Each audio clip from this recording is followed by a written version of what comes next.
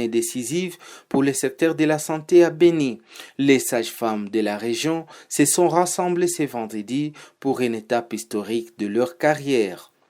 Sous l'égide du gouverneur de la province du Nord Kivu, la coordonnatrice en charge de la santé a officiellement lancé l'inscription à l'Ordre national des sages-femmes. Pour le président national de l'Ordre présent à l'occasion, cette démarche n'est pas une simple formalité administrative, mais une obligation stricte imposée par la loi. Ok, comme nous l'avions dit, c'est une loi qui met en place un organe régulateur.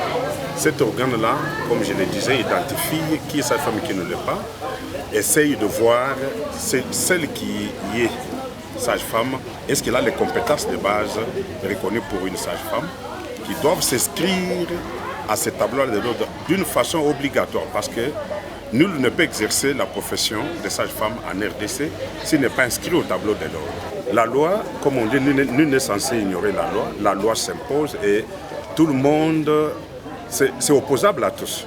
Donc pour dire que s'imposer, d'autant plus que c'est un domaine très sensible. Vous savez, aujourd'hui, la RDC connaît un taux de mortalité très élevé des femmes et des nouveau-nés. Alors pour réguler ces domaines-là, afin de protéger le public, donc il est appelé à toute sage-femme, il lauréat qui venait de terminer ses études ou alors qui a un exercice, qu'il n'a pas une autre voie que de venir vers l'ordre et s'inscrire. Parce que d'ici, après le mois de décembre 2026, c'est le temps qu'on a accordé à partir de maintenant jusqu'à la fin de l'année, le temps qu'on a accordé pour les sages-femmes de se mettre en ordre. Après les discours, place à l'action.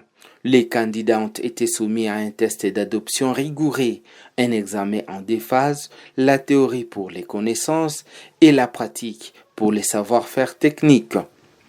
Ce processus de régulation vise à assainir le secteur de la santé et à garantir des soins de sécurité pour chaque nouveau-né.